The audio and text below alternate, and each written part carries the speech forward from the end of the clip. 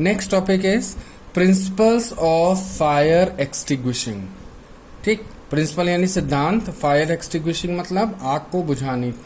ठीक, आग बुझाना क्या कहलाता है? फायर एक्सटिंग्विशिंग कहलाता है। We know that fire is hazardous and can cause a lot of damage to life and property. जैसा हम लोग जानते हैं कि जो आग है वो क्या करती है, बहुत खतरनाक होती है और कई तरह का नुकसान हमारे जीवन में या हमारी प्रॉपर्टी को नुकसान पहुंचा सकती है। ठीक है, आग डेंजरस होती है, फिर कहीं आग लग जाए तो क्या होगा, प्रॉपर्टी जल जाएगी, जान को भी हानि पहुंचाती है। ठीक है, हमारे कई लोगों की जान भी चली जाती है आग लगने से। Materials can be charred and completely destroyed by fire, यानी जो मटेरियल होता है वो पूरी तरह से राख में बदलना। चेयर्ड मतलब राख में बदलना, भस्म हो जाना। ठीक है, पूरी तरह से भस्म हो जाता है और डिस्ट्रॉय हो जाता है आग से। ठीक है, fire accident can be caused by a number of reasons such as spreading of kitchen fire, explosion of gas cylinder, electrical short circuit etcetera. अब आग लगने के प्रमुख कारण होते हैं।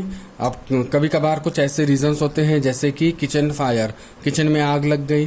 ठीक है, या गैस सिलेंडर फट गया, या घर में बिजली का शॉर्ट सर्किट हो गया। तो ये रीजंस होते हैं जिसकी वजह से आग लगती है। ठीक है, आज दिन आपने सुना होगा, न्यूज़पेपर में निकलता है कभी कभार कि सिलेंडर फटा है ना, आग लग गई, इतने लोग घायल हो गए, इतने लोग मर गए। ठीक है, या इलेक्ट्रिकल शॉर्ट सर्किट किसी फैक्ट्री में हो गया, इंडस्ट्री में हो गया। तो इस तरह से ये दुर्घटनाएं होती हैं। ठीक है, ये सब दुर्घटनाएं होती हैं आग लगने से। तो ये रीजंस होते हैं। As there are many inflammable and combustible substances in our houses, buildings, offices etcetera, it is important to control fire and prevent it from spreading। अब हमारे घर में, ऑफिस में और बिल्डिंग्स में कई ऐसे इन्फ्लामेबल सब्सटेंसेस हमारे चारों ओर पाए जाते हैं। ठीक है, बहुत चीज़ें हैं भाई। जैसे अब हमारे घर, अगर हम घर की बात करें तो घर में फर्नीचर भी रखा हुआ है, कागज भी है, ठीक है, कपड़ा भी है, पर्दे वगैरह हैं। तो ये सब क्या है? ये सब इन्फ्लामेबल सब्सटेंसेस हैं। तो क्या होते हैं ये इन्फ्लामेबल सब्सटेंसेस? क्या करते हैं? आग पकड़ लेते हैं। तो हाउस में, बिल्डिंग्स में, ऑफिसेस में तो कई ऐसे मटेरियल होते हैं जो आग पकड़ लेते हैं, और जब आग पकड़ लेते हैं तो ये अपने आप जल जाते हैं। ठीक है, तो इसलिए फायर जो होता है उसको बुझाने के लिए या फायर पर कंट्रोल करने के लिए हमें बहुत मशक्कत करनी पड़ती है, बहुत मेहनत करनी पड़ती है। तो ऐसा ना हो, ये इससे बचने के लिए हमें कुछ ऐसी सावधानियां रखनी चाहिए। ठीक है, जिससे कि हम फायर को, अगर बाय द वे कभी एक्सीडेंटल कहीं आग लगती है तो हम उसको फायर पे कंट्रोल कर सकें। तो हमें कुछ इंतजामात करने होते हैं। ठीक है, in the following section we shall discuss the various ways in which fire can be controlled.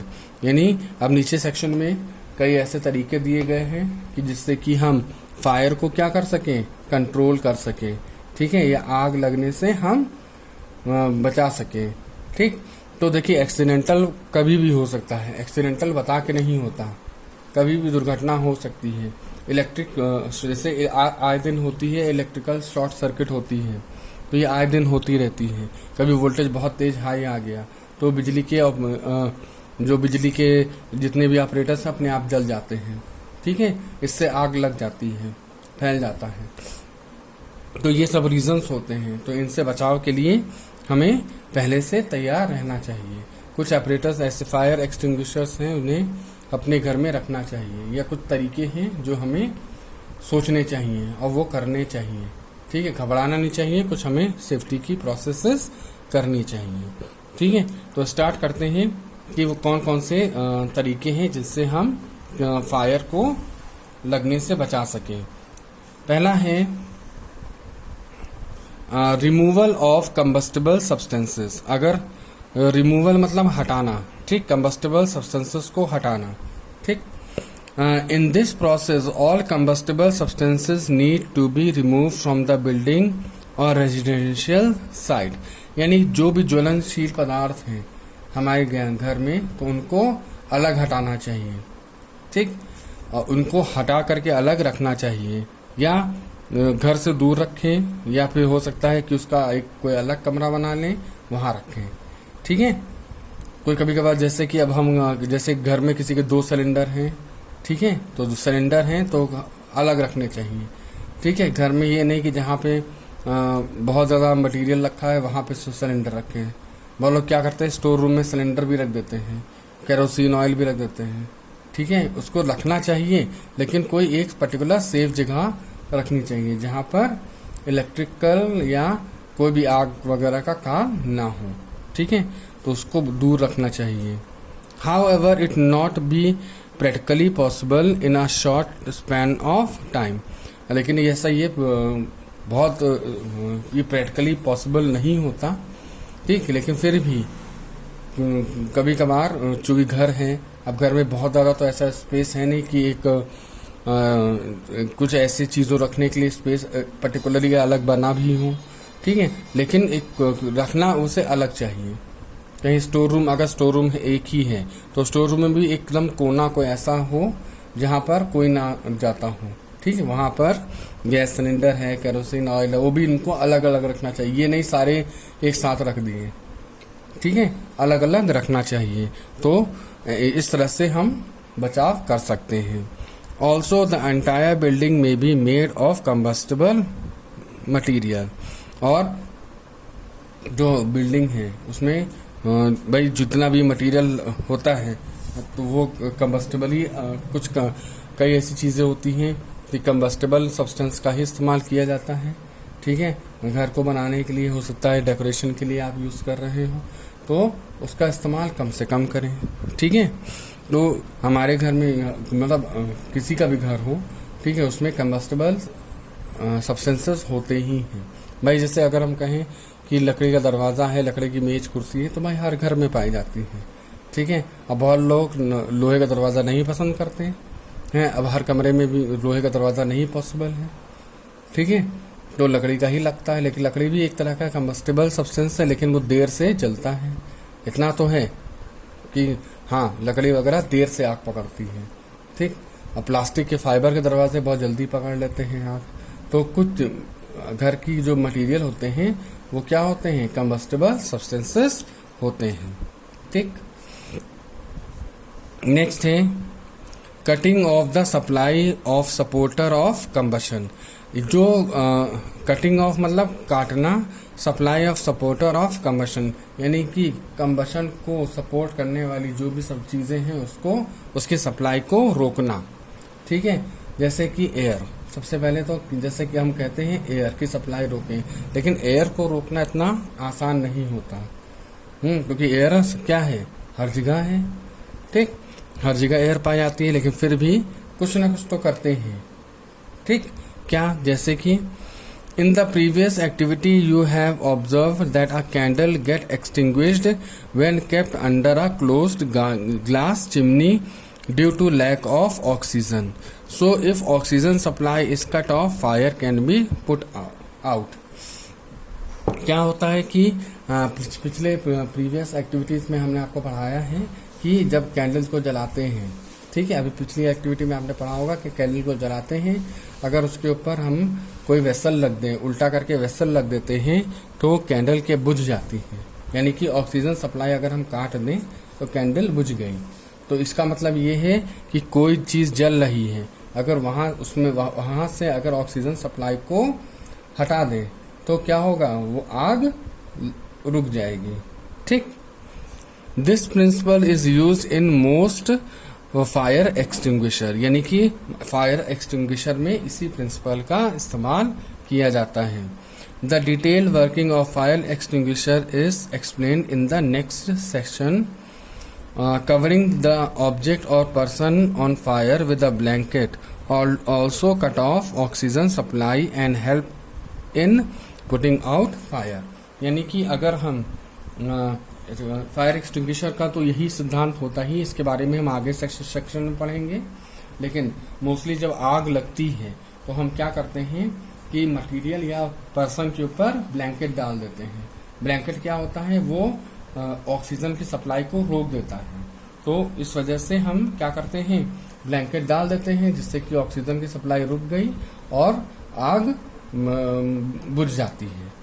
Understand? This is usually done when a living things catch fire. Sand may be also used to extinguish fire. ये तभी हम लोग करते हैं। Blanket कब डालते हैं, जैसे किसी इंसान की आग लग गई, इंसान के कपड़े में आग लग गई, तो हम जल्दी से ब्लैंकेट लेते हैं, उसको क्या करते हैं, उस आदमी को ढक देते हैं, जिससे कि क्या हो, जिससे कि आग का कनेक्शन हट जाए। ठीक है, सॉरी मतलब ऑक्सीजन का कनेक्शन कट जाए। ठीक है, और आग बुझ जाए। और साथ ही साथ हम सैंड का भी इस्तेमाल करते हैं। आपने देखा होगा कि स्कूल्स में, ऑफिसेस में या पिक्चर हॉल में, थिएटर्स में एक स्टैंड लगा होता है, इसमें 5-6 बाल्टियां सैंड की भरी हुई रहती हैं, है ना। 6 बाल्टियां लटकी हुई रहती हैं, सैंड बकेट्स होते हैं, उसमें सैंड भरे होते हैं। तो सैंड को भी रखा जाता है ताकि सैंड क्या करता है, वो ऑक्सीजन की सप्लाई को रोक देता है और फायर बुझ जाती है।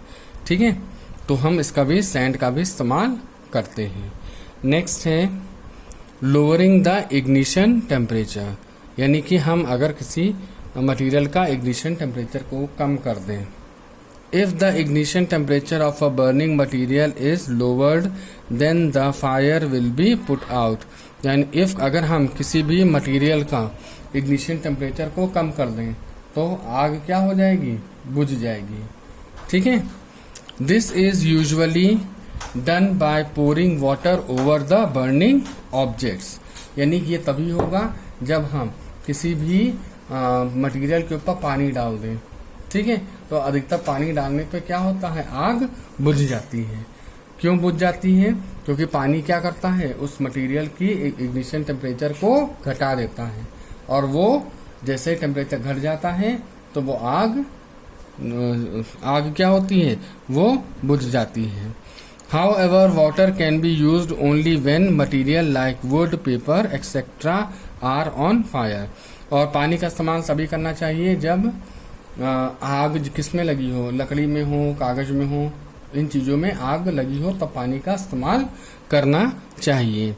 It cannot be used in the case of electrical fires, as water, being a good conductor of electricity, can give electric shock to the living things.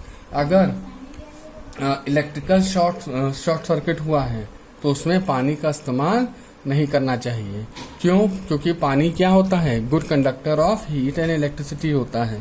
ठीक, अगर इलेक्ट्रिकल शॉर्ट सर्किट है उसमें अगर पानी का इस्तेमाल कर दिया तो क्या होगा, वहाँ जो लिविंग बीइंग्स हैं उनके करंट लग जाएगा, शॉक लग जाएगा। अगर आग से नहीं मर रहे तो शॉक से मर जाएंगे। ठीक है, कहीं इलेक्ट्रिकल जो शॉक्स वगैरह लग गए तो उससे भी क्या हो जाएगा, इंसानों को हानि हो पहुंचेगी। तो इस वजह से क्या है, इलेक्ट्रिकल, जहां से इलेक्ट्रिकल और क्या कहते हैं अप्लायंसेस से अगर शॉर्ट सर्किट हुआ है तो क्या करना चाहिए, हमें वहां पानी का इस्तेमाल नहीं करना चाहिए। ठीक है, also water can not be use to extinguish fire caused by fuel such as petrol, kerosene, diesel, etc. As water being heavier than these material settle down at the bottom, so it is unable to cover the floating oils over it that can continue burning.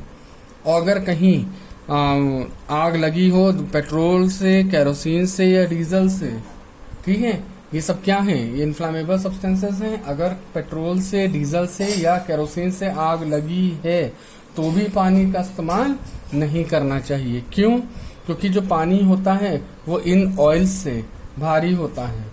ठीक, अगर आप पानी डालेंगे तो क्या होगा, पानी नीचे बैठ जाएगा और ये ऑयल क्या होंगे, पानी के ऊपर तैरेंगे, और पानी के ऊपर तैरेंगे और जलना शुरू हो जाएगा। ठीक है, तो ये आग बुझाएंगे नहीं, ये सेटल हो जाएंगे नीचे। जैसे आपने देखा होगा पानी में आग लग जाती है कि नहीं लग जाती है। पानी में आप पेट्रोल डालिए और माचिस लगा दीजिए तो चूंकि पेट्रोल क्या होता है, पानी से हल्का होता है, तो वो ऊपर तैरेगा और आग पकड़ लेगा। ठीक है, पानी में भी आग लग जाती है इस तरह से। ठीक है, तो इस जगह पे हम पानी का इस्तेमाल नहीं कर सकते। यानी कि पानी का इस्तेमाल कहाँ कहाँ नहीं करेंगे, एक तो जहाँ पे इलेक्ट्रिकल शॉर्ट सर्किट हुआ है वहां पे पानी का इस्तेमाल नहीं करेंगे, और अगर कहीं आग पेट्रोल, डीजल या केरोसिन से लगी हुई है तो वहां पर भी हम पानी का इस्तेमाल नहीं करेंगे। अंडरस्टूड?